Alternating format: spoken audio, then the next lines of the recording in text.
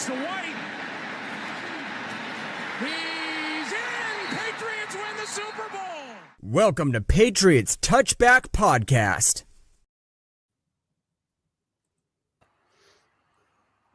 Good evening, everybody, and welcome to an off-season edition of the Patriots Touchback Podcast. I'm Nick, I'm your host tonight. Carl is on IR. JD has decided to take his missus on holiday and didn't take any of us, so poor form from him. Joe is busy, so it's me, Kieran, and DJ tonight. So, you all right, guys? Lads, you all right? You're good? Doing well. Are we enjoying the playoffs? You can say no, because I'm going to say no. Well, I'm enjoying it. The game's not been suffering, but yeah. I think the outcome of the results is the worst thing, but I think the games itself have been relatively entertaining, and I've managed to win a few quid as well, so I can't complain. The fact that I'm being resulting to have to support Philadelphia in the Super Bowl is not going down very well. I'm not best impressed. Yeah. So, but hey, beggars can't be choosers. Anybody but the Chiefs was my blueprint at the start of the season. Anybody but the Chiefs. So it doesn't look like I'm getting much with that. So anyway, right. There's been some coaching hires since we were on a couple of weeks ago. So we figured we'd sit and discuss those. So Mike Vrabel obviously has added his coordinators. Familiar name, offensive coordinator. He has brought back the great Josh McDaniels to form as his OC. And his DC will be Terrell Williams, who was recently defensive line coach at Detroit. He's retained Jeremy Springer, who was our special teams coordinator. I think that's a great bit of business because special teams was pretty much the only thing that worked for us this year. TC McCartney, Dante Hightower, Van Pelt, they've all left.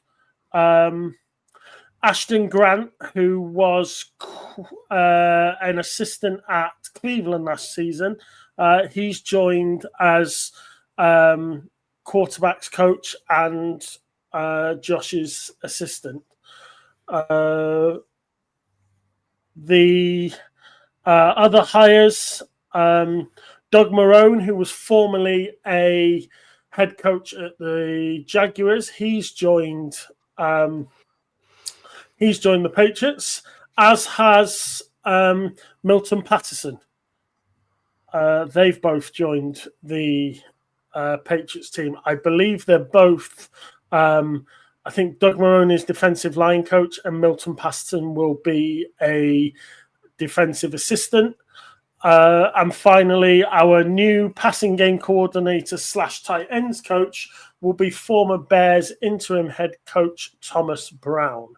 So, Kieran, I'll come to you first. How are you feeling with those hires over the last couple of weeks? We came out of the show, 2 weeks ago, really happy that we got Vrabel, and there was, I'd love this or I'd love that, and we were talking about who we'd like, but we never mentioned any of those names apart from maybe Josh. So, how do you feel? Very encouraged. Yeah, very encouraged with the word. I'm looking through the hires now, and all I see is know-how, experience, been there, done it, got the T-shirt, people that Vrabel has worked with in the past, but also some other additions too that have got a good track record. So Josh was the obvious hire at OC. We know all what Josh can do. He's a tremendous play caller, tremendous developer of quarterbacks, proven one of the best offensive coordinators of the generation. So to get him back, I think is a huge win for Drake May, first and foremost. Drake should ascend very quickly now, being coached by Josh McDaniels. I mean, Josh McDaniels has worked with a number of QBs in his career, obviously most notably Tom Brady. But you could say that the Drake May is probably the second best QB that he's ever worked with, because He's had the likes of Jimmy Garoppolo, Jacoby Brissett, Tim Tebow in Denver. I was going to say, you're not knocking Tim Tebow, are you? I am going to knock Tim Tebow. Obviously, latter stage career, Cam Newton. He's had Jarrett Stidham, Brian Hoyer, and then obviously went on to the Raiders and had Aiden O'Connell, Derek Carr, Desmond Ridder. So really, aside from Tom Brady and perhaps Cam Newton, there's a lot of very middle-of-the-road quarterbacks there at best. So in terms of talent, this is maybe the most talented QB he's ever worked with. I'll miss Mac Jones off that list as well, but he made Mac Jones look good as a rookie, so that's a huge selling point for Josh. But I think Drake May is going to be laughing here because he's one of the best developers and play callers you could possibly want. You then bring in Thomas Brown as well, who's been an OC in 2 different places, was the interim head coach for the Bears this season after Eberflus was fired. So that's someone who, despite only being 38, someone who's already been given a lot of responsibility and a lot of trust. Tony Hughes was the running backs coach in Tennessee for, I believe, 7 seasons. So he's worked with Derrick Henry as well on Vrabel's staff. So these are guys, and obviously Doug Marrone, just to move on to the O-line. Doug Marrone is 60 years of age. He's coached offensive line for over 30 years. He's been an NFL head coach twice, took Jacksonville to the AFC Championship game against us. Obviously, we won that game. This is you can't get a better O-line hire than that, in my opinion. Like, genuinely, last year, we had a guy who was an assistant for the Browns who had a background in, combat sports. And you've replaced a guy that had no experience as an O-line coach, as a number one anyway, with a guy who's got 30 years experience as an O-line coach. That is night and day. So very encouraged about how the coaching the situation looks. I'd imagine with the defense, we're already hearing talk about the system's going to change for the first time in 25 years. We'll run a different scheme. It'll be a 3-4 base under. You'll have more athletic, faster linebackers. And we're going to see a different look to our defensive side of the ball, run by Terrell Williams, who's also obviously a vastly experienced coach. I know he's never been a DC before, but now is his chance after all these years of experience across different franchises to run this scheme. And obviously Vrabel will chip in with that as well, because Josh can basically just hold the offense on his own. I just don't think you can look at this staff and be disappointed. Like, there's still different people to be added, but you look at the level of experience and expertise that they've added to this team is absolutely night and day. And I think it says a lot as well that Jeremy Springer is the only retained coach, as we know of right now, from last season. Everyone else has been sacked off, apart from Jeremy Springer. So, and Vrabel's replaced them with proven quality coaches. I just don't see how anyone could be disappointed with this at all. No. DJ, let's go into some focus. Let's talk about Josh. He's no stranger, not a strange face. You were talking in the green room before we started about, what has Josh done the last year. So where are you on the Josh hire? Let's talk that one first. Yeah, don't get me wrong. I think Vrabel from day one knew that he wanted Josh. I think that was his number one primary target. He's obviously had to do his due diligence on the rest and etc. and do the paperwork, blah, blah, blah, blah. But at the end of the day, I think he knew that he wanted Josh. And I personally feel bringing in Josh, where he's had a time off from head coaching, because I don't think he had particularly had a nice time in Raiders in Las Vegas. I think he probably had a rough time there. And for him to take a year and a bit off, I think I don't think he's just been sat there at home doing jack shit and watching the NFL like we do on a Sunday afternoons. I think he's been digging into pieces of playbooks from different aspects of college football and stuff. So I'm led to believe he's been doing some work with Ohio State in the background. So I think he's been like a playmaker or playbook coordinator around that kind of mark. So I think he will bring a new dynamic to this. I think we're going to see a different Josh McDaniels. I think we've known to know Josh as being a run, screen pass, 3rd and 12. I think that's going to change this year. I think we're going to see a different kind of playbook. He's going to spread the wide receivers out more. Obviously, we need to work on who we're getting in, as in a free agency, and what we're going to do in the wide receiver core. But I think having Josh and Drake there, it's already bringing in positive vibes, and I'm raring to go. Just seeing the list of that experienced core of staff, this to me is already better than what we had last year with Mayo. Yeah, I think, and it just goes to show a big problem what Vrabel can do. Yeah, a big problem for last year is Mayo just didn't have the contacts. He didn't have the contacts within the game to bring people in that had any sort of knowledge and experience. So I think that's what happens when you bring in a relatively rookie coach, that doesn't have any contacts. You end up with inexperienced assistants. I think one of the things that Vrabel can rely on, and we've seen it for the past decade or so beyond that, while Josh has been effectively at the Patriots in his multiple visits, is that Vrabel can leave the offense to Josh. He knows that he doesn't need to worry about it. He can concentrate on supporting Tyrell with the defense, and concentrate on managing the actual game itself. The timings and the timeout. Tyrell's going to be a rookie. Yeah, I mean, he's been a defensive line coach. He's been a defensive line coach for a long time, so he will have some experience. But yes, the coordinator position is new to him. So I think it just allows Mike Vrabel the time to not worry about the offense. He can leave Josh to his own devices and know that the job will essentially get done. I think that's a huge benefit. Do you see not that similar to what Bill used to run his organization, how he used to do that himself, where he used to rely on Brady and Josh to take the offense the way that he wanted to, and then Bill was always the mastermind behind overviewing the defensive side of the ball. I reckon Vrabel is reverting back into the old Patriot way and saying, right, this is the shit that works. This is how it was done. But at the same time, he's bringing the more modern age to the game as well. So it's not just stuck in the old Belichick ways. I think you'll see some aspects. I think you'll see some aspects of that, but it will be some old trends with looking a bit fresher and a bit new. So yeah.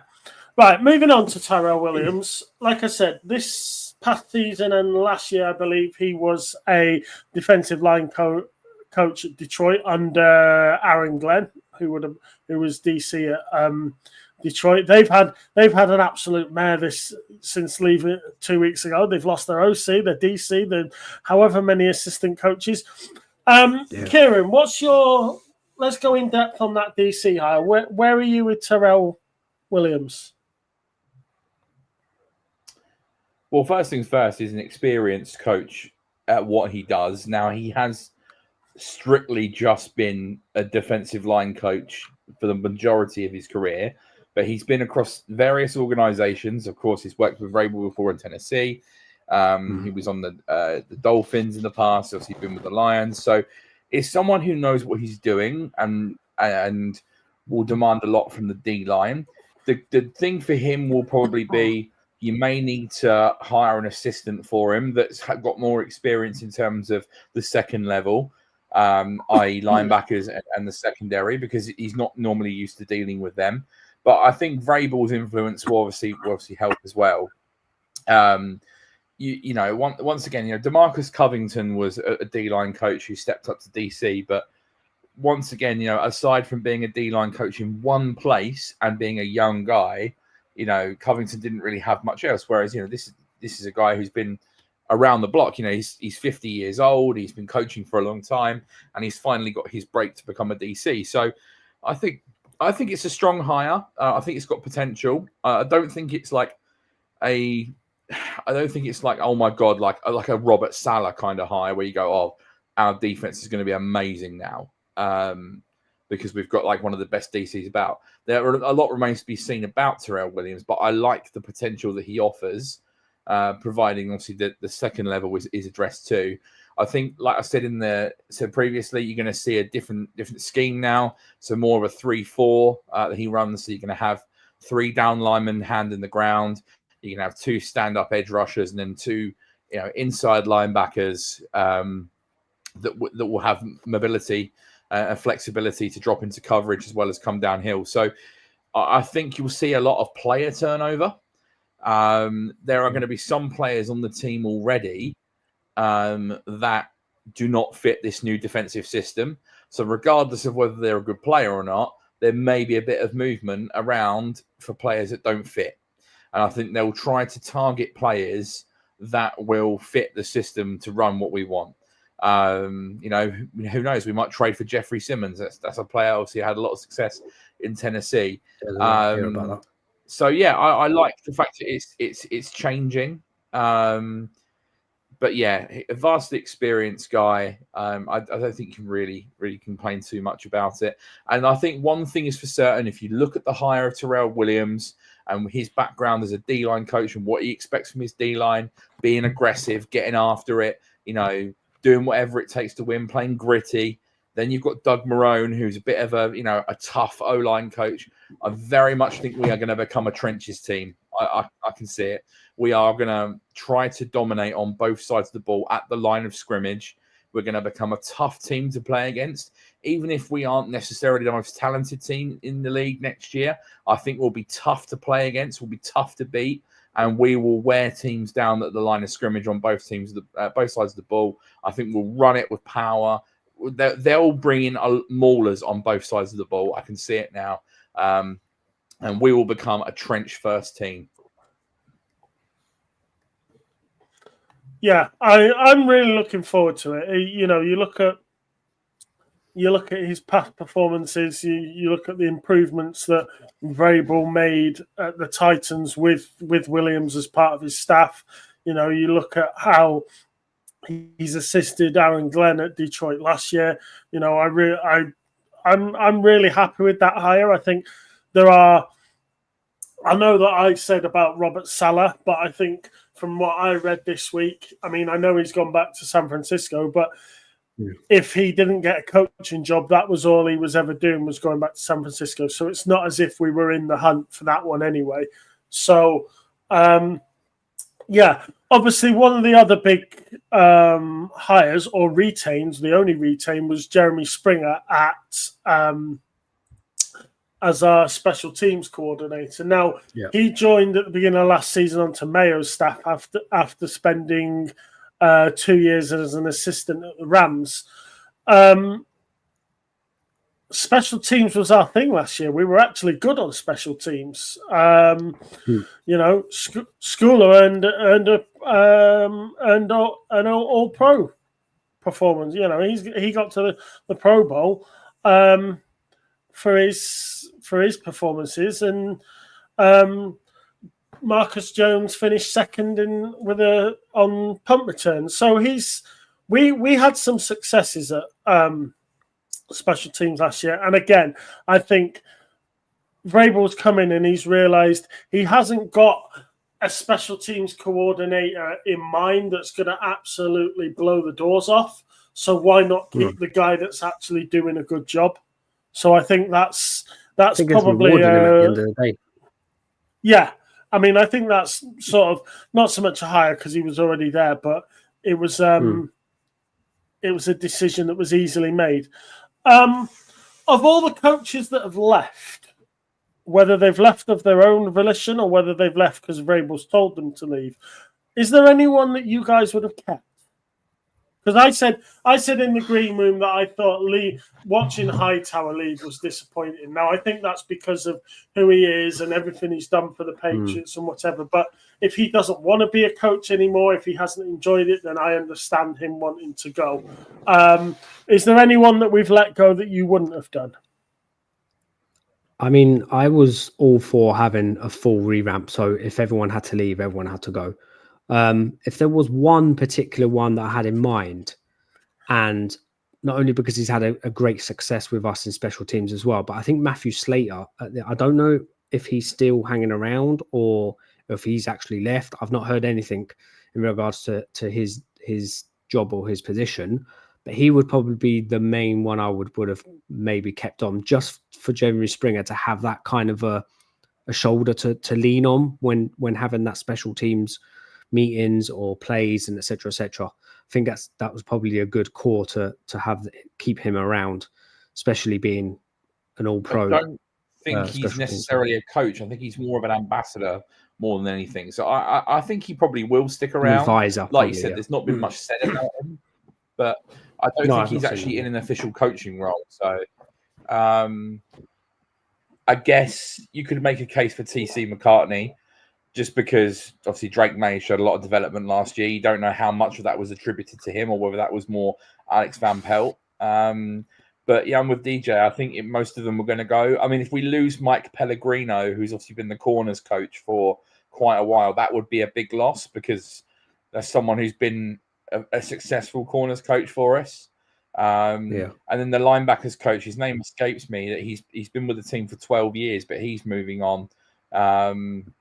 He outside linebackers coach. So, there's a couple of really experienced coaches that we're here from Belichick's reign that potentially are going to be leaving. But I think mostly it's going to be a new crop, and no one's going to really complain about that. I mean, like I said, it's night and day. A lot of those guys, with all due respect to them, they were in first-time jobs or first time stepping up to a new job. And a lot of them were just too inexperienced and not ready at that time. It is a shame for Dante Hightower because obviously a legendary player that we all loved watching play for us.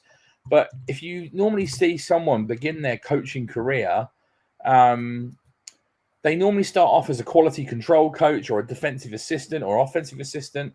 But Hightower went straight from zero to position coach. You don't really see that ever. So he was kind of thrown in the deep end without earning his trade at a lower level and working his way up. So I'd like to see him catch on somewhere and just kind of, work his way up again before going back to position coach. And yeah, thanks, DJ. Drew Wilkins was the guy I meant, the linebackers coach. Mm-hmm. Oh, right. Okay. Has anyone got anything else they wanted to talk about coaches? Any movement around the league that you thought was interesting?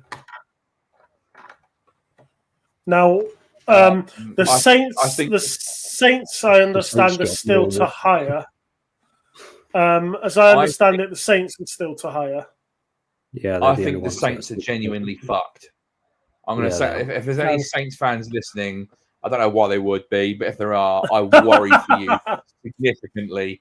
I think they're going to struggle to find someone because they have got an aging roster with no long-term answer at QB. They're in absolute cap hell, and they have no money to reinvest, and they have no coaches that want to take that job. Now, I can see them being in the mix for the number 1 overall pick next year. Whether they'll actually get it or not, I don't know. But I think there's a reason why this is the last job to go, because it was quite easily the worst job that was available. Which is a shame because, they've been a good team in the past. I've kind of got into it through an era where they had Drew Brees and they were competitive every year, but they're in the mire at the moment. I don't know why. And I think the Cowboys hire is atrocious as well.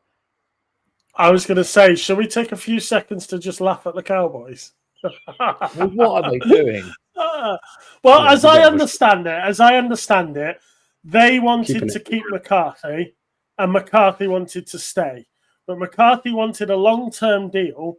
Jerry Jones would only give him a short-term deal because, of course, Jerry Jones doesn't want to pay somebody not to work. So if he has a 2-year deal and Jerry sacks him off after a year, he only has to pay him for a year. If he has a 4-year deal and he sacks him off after a year, he's got to pay him for 3. And Jerry doesn't want to do that. So as I understand that, that's why they turned down Chicago's request to interview him, is because they were negotiating with him with the intention of keeping him. but obviously they couldn't agree on a term, so they let him go. And then to placate Dak Prescott, who wanted continuity, they just hired McCarthy's assistant. But I expect McCarthy might take the Saints job. Sounds like they're trying to tell him more. Well, yeah. Away from coaching, some Patriots news. Christian Gonzalez. He is a finalist for the Comeback Player of the Year award. So the rules on Comeback Player of the Year used to be it could be anybody.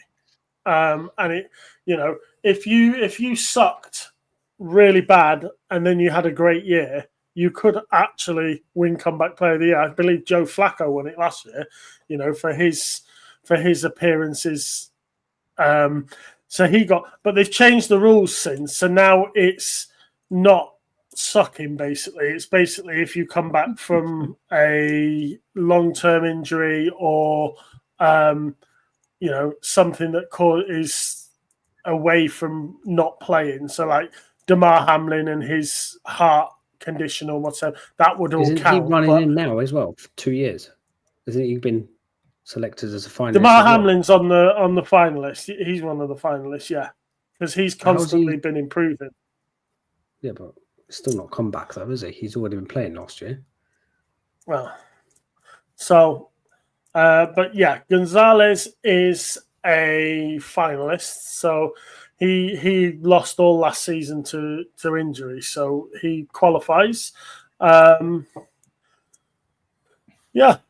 We'll have to see. You think he's going to win it? Who else is in the finalists? Nick. You've put me on the spot there. I don't have the list in front of me. Is the honest answer. I'll get it. I've got the previous winners list. If that helps.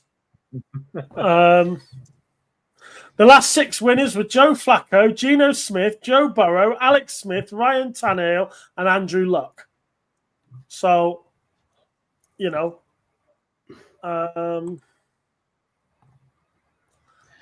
the. Darnold must be on there, surely. I wouldn't be surprised if Darnold wins it. If he's a finalist, I'll seem silly if he's not. But I mean, he was absolutely dead and buried after the last few years, and then to go to Minnesota Joe Burrow, and play as well as he did. And take them to the playoffs, like Joe Burrow, Sam Darnold, J.K. Dobbins, arguably an Christian MVP. Gonzalez, and Damar Hamlin. They're the 5 comeback players. I wouldn't mind Dobbins getting it. That guy has been absolutely ravaged with injury, and he had a great season. So, I wouldn't have any complaints with him. I think it'll be Sam Darnold personally. Yeah, I think. You've got to think Sam Darnold is probably going to be the guy who gets it. So, what does anyone else have any news going on? Drake May's a Pro Bowler. Oh yeah, well. The man is, yes. Only because someone decided not to go. Well, that's literally what I was going to say, because Matt Jones qualified. Matt Jones qualified for the Pro Bowl, and that was only because about 5 QBs said no, thank you. I believe Josh Allen said no, I don't want to go to the Pro Bowl, so that's why they've asked Drake to go. But technically, who cares? Who cares how you're asked? You go. Yeah. You're a Pro Bowler, I guess. Like I said in the group chat, it's just one of those things where you look at the other AFC quarterbacks that played a lot more last season and were in better situations than Drake was, and yet he's been selected over them. So what does that tell you about the likes of Tua and I'm trying to think of some others God, who else was there that played the whole season? Did Bo Nix make the Pro Bowl? That's on the other side, isn't it? Stroud? No, he's in the AFC, yeah. So Stroud probably has. I would think Bo Nix has, but again, it's if they've been in the playoffs, they don't have to actually go. So, and Even It's a someone nice like accolade, Mahomes will right? probably get offered the chance, but it won't go because he's obviously in the Super Bowl. Yeah, normally the Super Bowl players don't go, do they? But look, it's a nice accolade for Drake. He makes the Pro Bowl in his first season. You know, that's good. It's good news. I'm sure it won't be the only time that he's in there, because we're obviously hopeful for a very bright future, especially with Josh now having control of him. Tua did make it. So it was Tua, Lamar Jackson, Mahomes, Stroud, Minshew. All right. Yeah. Providing he doesn't do the gritty after celebrate That's the when ones that celebrating are doing the replaced. gritty after the play's been yellow flagged and called back, he'll be all right, I think. So that was it. Well, it's now a silly games thing, isn't it? Like it's just a bit weird.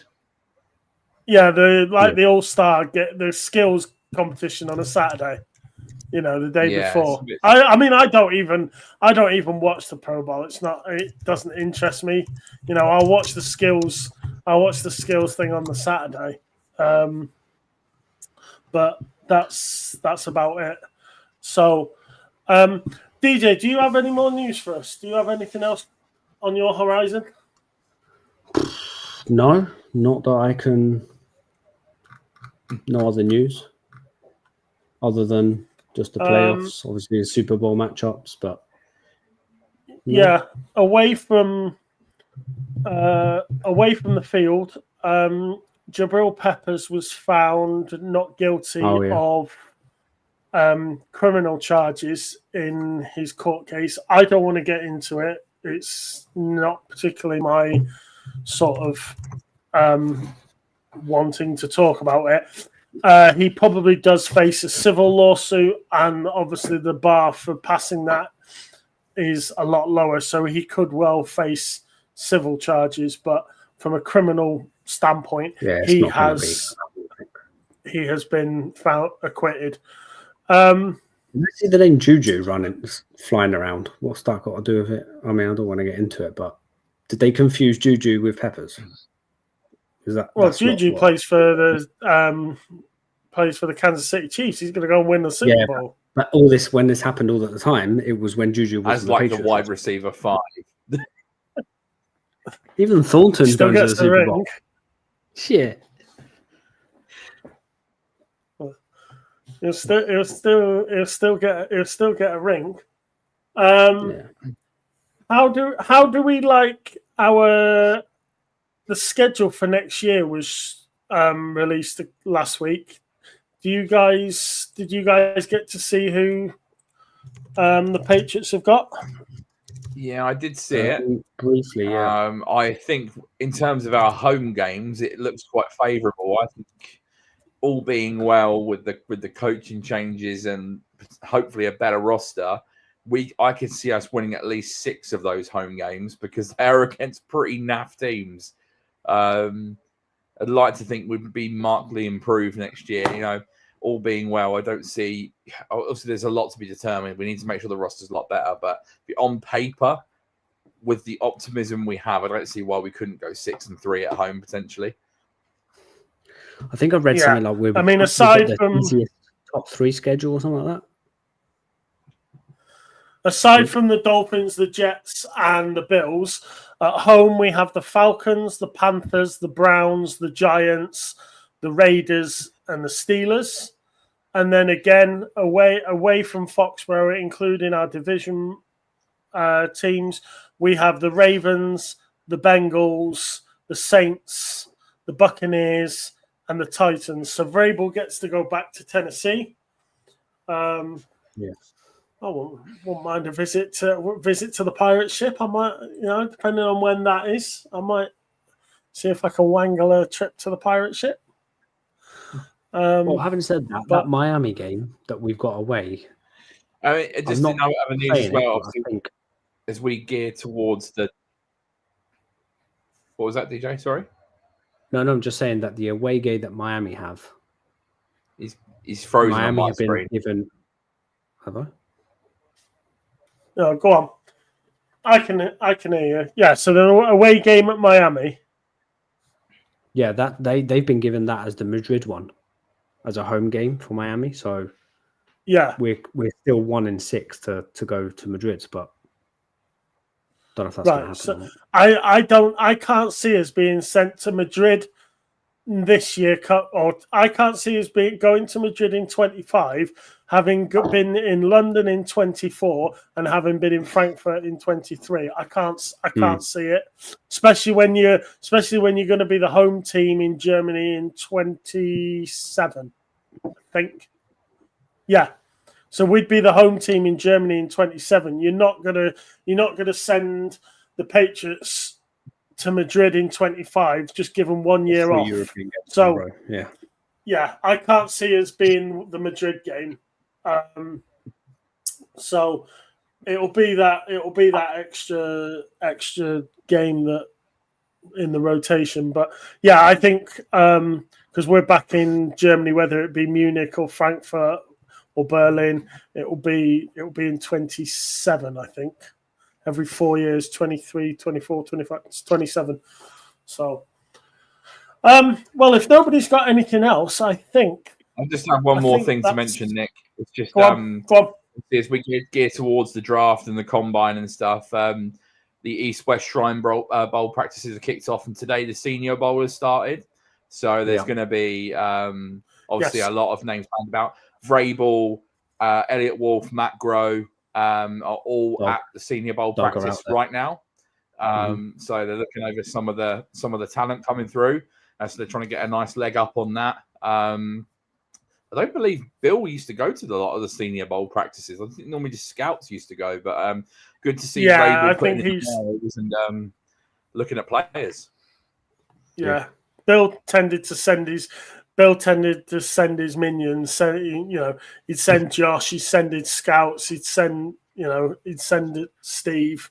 And so Bill's got far too many things on at the moment. He's not bothered.